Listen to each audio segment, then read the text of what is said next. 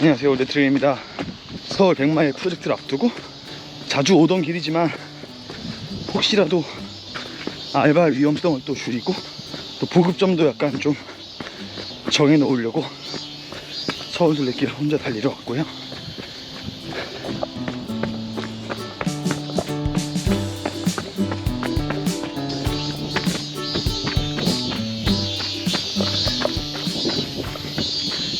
어제 태풍이 지나가고 나서 엄청 더웠던 최근의 날씨보다는 보슬비가 내리지만 훨씬 더 좋은 날씨입니다. 매번 다니는 길도 어떤 순간에 딱 이게 알바라는 게 하게 되더라고요. 오늘은 부상 얘기를 좀 하려고 해요.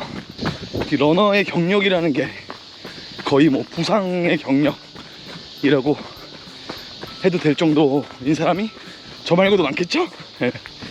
제가 벌써 달리기 시작한 지 한 15년이 됐더라고요. 그래서 꽤 오래된 러너인데 중간에 물론 뭐 1년, 2년 안 뛰고 쉬고 그런 적도 있습니다만 그 저의 15년은 역시 부상으로 얼룩진 15년인데 엄청 무리를 해서 부상이 많이 온 거죠. 그러니까 멍청한 겁니다. 오늘은 트레일러닝과 부상의 상관관계에 대해서 한번 얘기를 해볼게요. 트레일러닝 시작한 게 트레일러닝을 하면 부상이 훨씬 덜 온다, 또 뭐 재활에 훨씬 좋다 라는 이야기를 어디서 주워 듣고 트레일러닝을 관심을 가지게 됐고 그렇게 시작을 하게 됐는데요. 지금은 부상을 제치고도 이제 이 매력에 굉장히 많이 빠져서 달리고 있지만 지금도 산을 그렇게 좋아하지 않기 때문에 산을 달리는 거를 그전에는 생각도 안 했었죠. 지금은 물론 예전보다는 좋습니다. 지금도 엄청 막 험한 산을 사랑하진 않아요. 그 부상이라는 게 크게 두 종류로 볼 수 있을 것 같은데, 달리기로 오는 뭐 장경인대라든지 신스프린트라든지 햄스트링이라든지 달리기 자체에서 오는 부상이 있고, 최근에 제가 비 오는 산에서 돌멩이에 꽉 찍어버렸죠. 그래서 무릎을 다쳤는데 그런 이제 물리적인 부상이 있을 거예요. 또 트레일러너들이 많이 갖고 있는 부상인데 발목 부상, 이게 착지 과정에서 로드러닝보다는 훨씬 더 불안하기 때문에 그래서 돌 같은 데 잘못 밟고 또 미끄러지거나 하면서 발목 부상을 되게 많이 입어요. 외부적인 요소로 오는 부상이라고 할 수 있겠죠. 달리기 자체에서 오는 내적인 부상은 확실히 적습니다. 이유야 여러 가지 있겠지만 제가 생각했을 때 가장 큰 거는 근전환이 계속 이루어진다는 거예요. 한쪽 근육의 부하가 훨씬 덜 가죠. 지금만 해도 오르막 올랐다 내리막 내려갔다 평지 달렸다가 하면서 쓰는 근육, 쓰는 모션, 이런 것들이 자연스럽게 달라지게 됩니다. 로드러닝 할 때는 계속 같은 자세로 달리기 때문에 부하가 오죠. 반면에 그런 외적인 부상, 부딪히고 접질리고 이런 부상은 당연히 트레일러닝이 많을 수밖에 없습니다. 한강 달릴 때가 훨씬 더 그런 면에서 안전하겠죠. 족저근막염을 제가 엄청 오랫동안 길게 앓았는데 지금도 부상에 시달리지 않는 건 아니지만 족저근막염은 거의 느껴지지 않아요. 트레일러닝을 하면서 좋아진 부분인 것 같아요. 이제 100마일 준비하면서 그러면서 로드 조깅도 시간과 거리를 늘려서 좀 하고 있었어요. 나름 제가 오래된 러너이기 때문에 어떤 훈련 계획을 짜서 잘 운영을 했는데 부상은 아니고 부상이 올 것 같은 느낌을 딱 받았어요.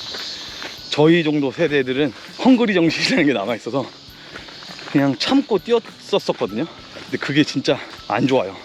헬스장에서 이제 하는 운동을 제외하고 달리기는 3일 꼬박 쉬고 4일째 굉장히 느린 속도로 다시 조깅으로 복귀를 했습니다. 조깅으로 복귀한 지 이틀째, 3일째예요. 그러니까 트레일이 아니라 로드였다면 오늘 장거리를 달리면 안 돼요. 이런 트레일 길이기 때문에 오늘 장거리가 가능한 겁니다. 이 트레일러닝 하면서 그런 러닝에서 오는 자체의 부상은 줄었다고 했잖아요. 근데 없던 게 생겼습니다. 만성 근액증후군이라는 병인데요. 지금도 뭐 완치된 건 아닙니다만 병명을 앓은 것도 사실 오래여가지고 이게 트레일을 하면서 생긴 거라고 말할 수도 없는 게, 이 만성 근액증후군이라는 거는 좀 원인이 불명확해요. 의술이 아무리 발달한다 해도 아직까지 미지의 영역이 많잖아요. 운동을 많이 하는, 특히 운동선수들한테 많이 오는 부상이다 정도죠. 그래서 몇 년은 사실 그 병을 앓고 고생을 했는데, 이 근육증후군이라는 병을 병원에서 몰라요. 그냥 일반적인 정형외과 같은 데 가잖아요. 보통 이제 물리치료 해주고 근육 이완제 처방해주고 보통 그런 데가 거의 대부분이고, 요새는 도수 치료를 많이 권하죠. 저도 그래서 도수 치료를 한 길게는 한 병원에서 8개월 정도 받았던 적도 있거든요. 제 경험입니다만 도수 치료가 크게 도움이 안 돼요. 그런 치료를 받을 필요가 없는 분들도 많은데, 의료 수가 때문에 권하는 병원들도 많죠.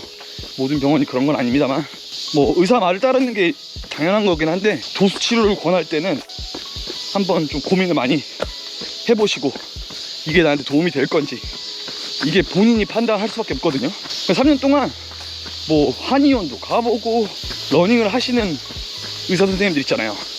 찾아가가지고 그 러닝 진단 같은 거, 러닝머신 이렇게 트레드밀 뛰면서 자세도 좀 봐주시고 그랬거든요. 근데 거기서도 그냥 이 근육증후군이라는 말씀이 없으셨어요. 검사 결과는 다 괜찮다, 러닝 자세도 괜찮고 좋다, 그냥 물리치료 같은 거 받고 근육 이완제 먹어라, 일반 병원이랑 크게 다를 바 없는 처방을 해주고, 근육증후군에 대해서 설명을 좀 드려야 되는데, 두 가지예요. 만성인 근육증후군이 있고 급성 근육증후군이 있는데, 보통 종아리에 있는 근막이 굳는 거예요.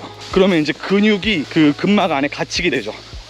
그러면서 저림 현상도 생기고 통증도 생기고 그런 겁니다. 이제 만성이 좀 나아요. 급성이 오면 급하게 수술을 해야 되고 아주 위험할 수도 있습니다. 급성은. 만성 같은 경우에 수술이 가능하긴 한데 꼭 수술을 해야 되는 건 아니고, 이게 치료법도 되게 웃겨. 진단을 받았던 병원에서는 이제 외과적인 수술, 근막을 잘라내는 거예요. 커팅을 해가지고 근육이 좀 열릴 수 있게. 저는 외과적인 수술이 몸에 굉장히 안 좋다고 생각하는 사람이거든요. 그래서 가능한 한 외과적인 수술을 안 하려고, 그냥 마사지 받고 그러다가 간혹 괜찮아지는 사람이 있다, 그러니까 수술 외에 딱히 큰 치료 방법은 없다, 이렇게 얘기를 하시더라고요. 계속 그러는 게 아니라 어느 순간 풀려주는데, 그게 좀 대중이 없어요. 어떤 때는 짧을 때는 한 3-40분 만에 풀릴 때도 있고, 길게는 한 2-3시간 동안 계속 아플 때도 있거든요. 그러니까 진짜 알 수 없는 질병이죠. 시작할 때 근육증후군으로 아팠어요. 첫날 이후에는 통증이 지금까지 여태까지 한 번도 없습니다.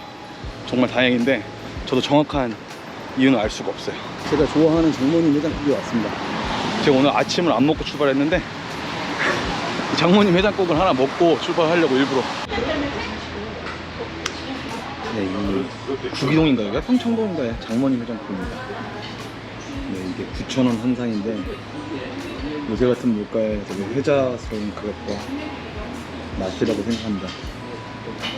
진짜 맛있으니까 운동하시다가 한 번씩 들려서 해장국 한 사발이씩 때리고 가십시오.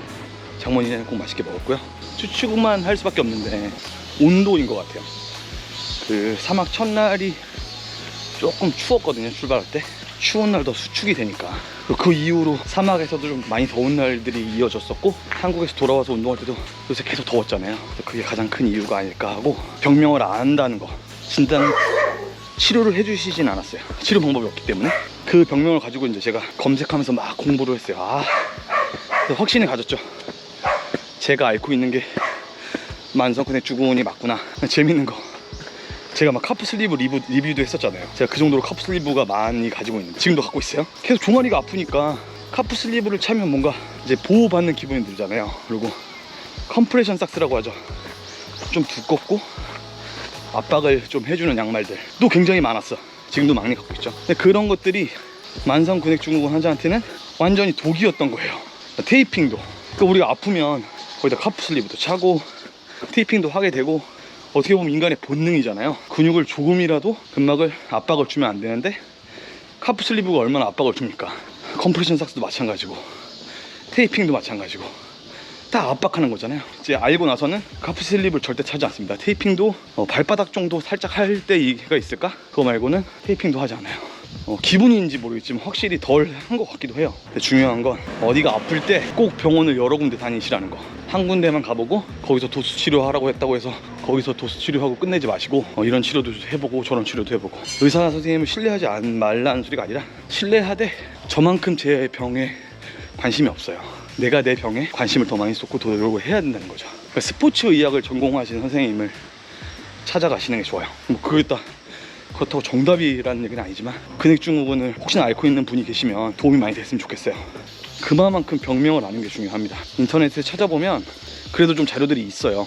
근데 제가 혼자 공부를 하는 거죠. 누가 알려주지 않습니다. 여기는 언제 와도 멋있는 것 같아. 로드러닝보다 러닝 내적인 부상은 확실히 적다는 게 이미 증명된 사실입니다.